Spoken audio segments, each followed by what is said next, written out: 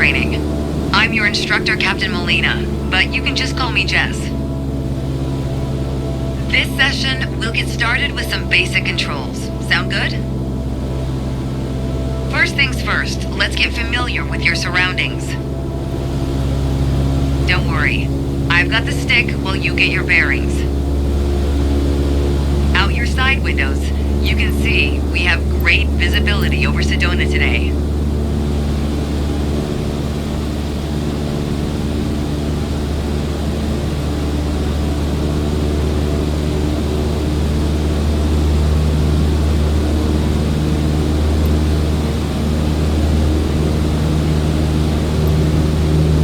This is Red Rock territory.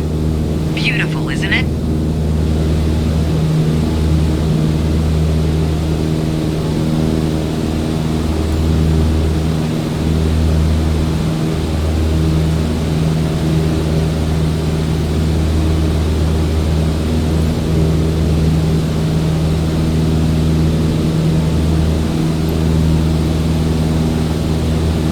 See if you can spot the Sedona Airport.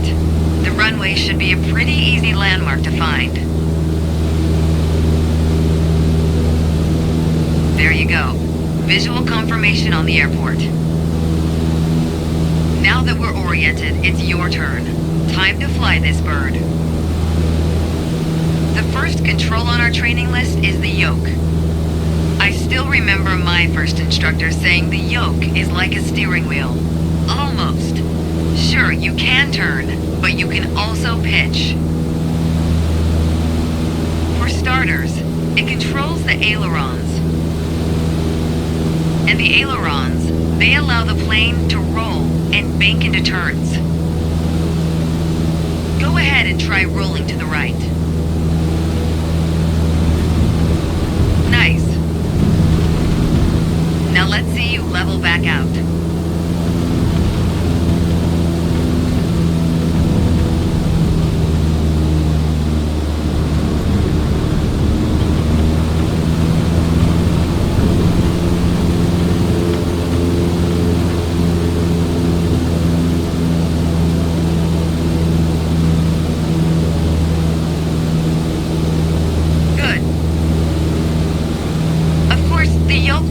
Controls the elevator. And the elevator affects the plane's pitch, right? Pull back on the stick, the plane starts to climb. Give it a shot. The most valuable things in aviation are speed and altitude. But notice, when you're pitching up, your speed is decreasing. You could add more power. Or for now, let's just pitch down. Just like that. Your speed's picking up again as the nose you've left the training airspace, you need to go back. Just like that. Your speed's picking up again as the nose pitches down. As you level back out, let's talk about another control, the rudders at your feet. Rudder pedals control the aircraft's side-to-side movement. Also, you left the training airspace, you need to go back. Rudder pedals control the aircraft's side-to-side movement, also known as yaw. On the ground, those pedals are going to steer the plane left or right. Up here, they properly align us during turns. Try them out and watch the plane's nose skew to either side. Simple enough, right? Before we go on, let's bring the plane back to straight-up flight. Make sure you've left the training airspace. You need to go back. Before we go on, let's bring the plane back to straight-up flight.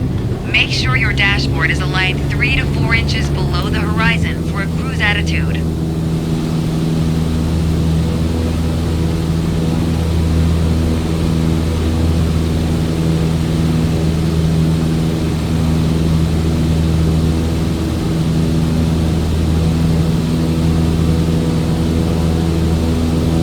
Okay, the last thing we're going to cover now is the throttle. If you have the need for speed, then the throttle's for you. full control over the power output of the engine. Let's see what happens when you cut all the power.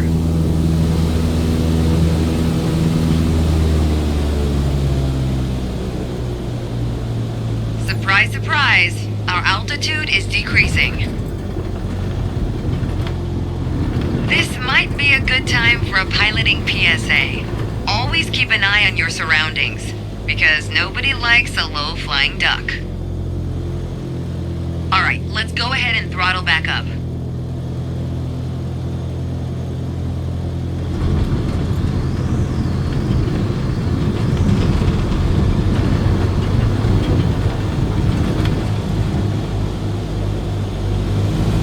There you go.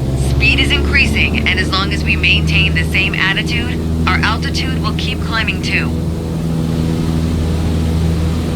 You're really getting the hang of your controls.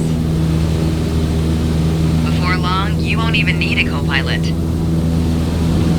Until then, if you want help with the radio or checklists or simply flying the plane, I'll be here. You can pass me the controls when you're ready to finish your session, or keep flying. It is a great day after all.